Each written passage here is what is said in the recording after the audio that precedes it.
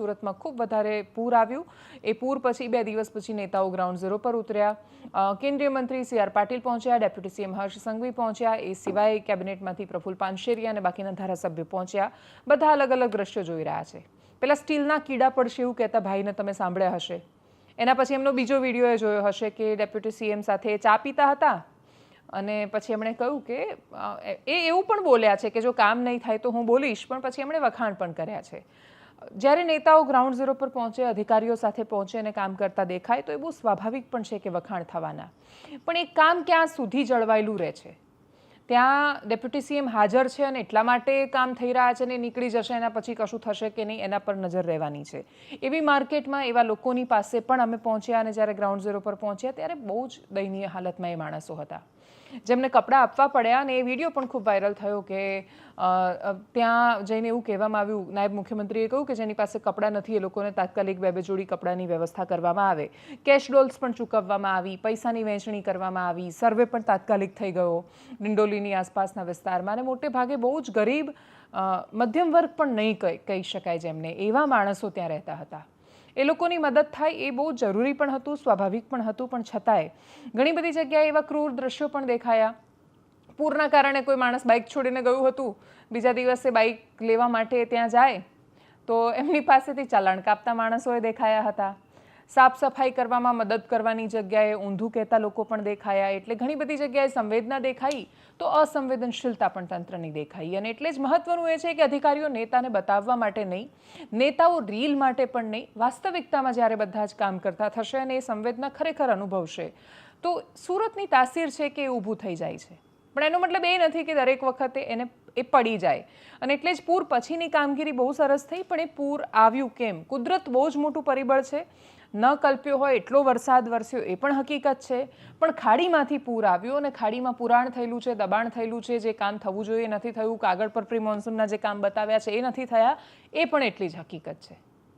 આ બધી વાતોને જ્યાં સુધી સાંકળીને કામ નહીં કરવામાં આવે ત્યાં સુધી સુરતને આ રીતે બદસુરત થતા જોવું એ બહુ દુર્ભાગ્યપૂર્ણ છે। ખૂબ ખુશીથી મોજમાં રહેતા માણસો, એકદમ જલસા કરતા મોજીલા માણસોને લાચાર જોવા એ બહુ દયનીય સ્થિતિ છે। પોતાની અંદર એ કરુણા જન્માવે એવી વાત છે અને એટલે જ અપેક્ષા રાખીએ કે આ વાતોને ખૂબ ગંભીરતાથી લેવાય। માત્ર ગયા ત્યાં સરસ મજાનું કામ બતાવ્યું અને નીકળી ગયા એવું નહીં, કામ જમીન પર થાય અને એ સુનિશ્ચિત કરાય કે ફરીથી આટલો વરસાદ આવે છે એટલી તો હવે ખબર પડી જ ગઈ, એટલે આનાથી વધારે વરસાદ માટે તૈયારીઓ કરવાની છે। ગ્લોબલ વોર્મિંગને ધ્યાનમાં રાખીને, બદલાયેલી આબોહવાને ધ્યાનમાં રાખીને, બદલાયેલા પરિબળોને ધ્યાનમાં રાખીને જ કલ્પના કરવાની છે આવનારા સમયની કે આવું થાય ત્યારે આપણે શહેરને કેવી રીતે સુરક્ષિત રાખીશું।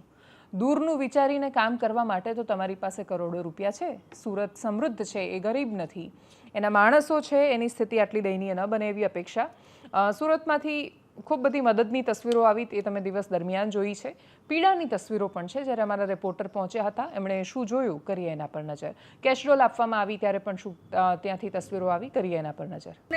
પીવાનું પાણી નથી, ખાવા નથી, છોકરાઓ નાના હોય તો કઈ દેવાનું નથી, તો તમારે અમારે બધું પલ્લી ગયું છે, તો તમારે આવવાની જરૂર છે। મારા ભાઈ એમ કહેતા હતા વેલજીભાઈ કે બેન તમે ભાજપમાં મત આપો, તો હું ટોળા લઈ લઈને જતી હતી ભાજપમાં મત આપવા, તો કેમ અત્યારે કોઈ દેખાતું નથી અને કેમ કોઈ આવતું નથી, કોઈ જોવા નથી આવ્યું, કોઈ પાણી પર દેવાની બોટલ નથી આપી અને અમે કાલના ટાઈમનો હેરાન થાય છે। અમે એકવાર તમે આટો મારીને આ વસ્તુ અમુક તો પાણીમાં તણાઈને વહી ગઈ હોતે અને હવે અમે કોઈ અમારી સોસાયટીમાં ઈ બાને મત ના બાને કોઈ દી આવતા નહીં, મત ના કોઈ દી આવતા કે ભાજપમાં આપો કે કોંગ્રેસમાં આપો। અને આ વેલજીભાઈ જે વેલજીભાઈને તમે પૈસા ખવડાવ્યા ને એટલે એ કામ નથી કરતા।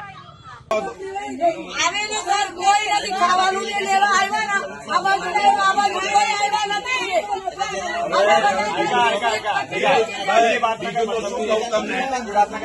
તમને બધાને શું કહું બીજું યાર, અમે શું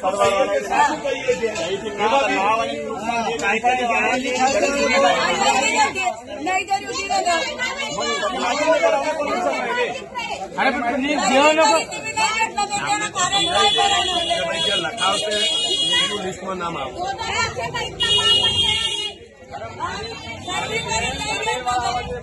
સર્વે વાળા આવશે, તમે ફરી ફરી લખાઈ દે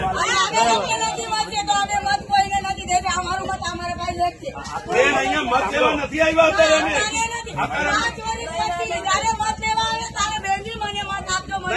ये वजह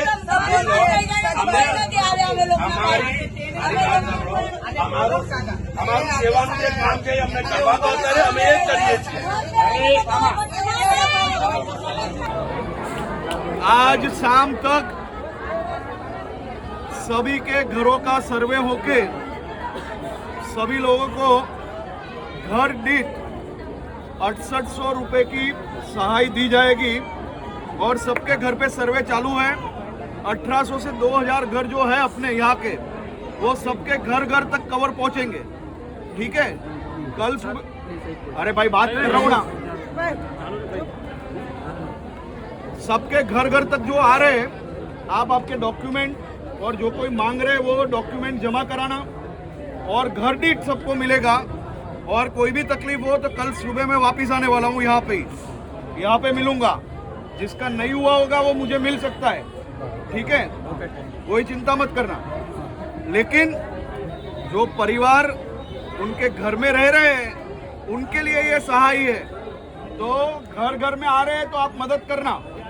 जो डॉक्यूमेंट चाहिए, जो कुछ चाहिए, एक आधार कार्ड चाहिए वो दे लेना, जिससे जल्दी से काम आपका खत्म हो जाए।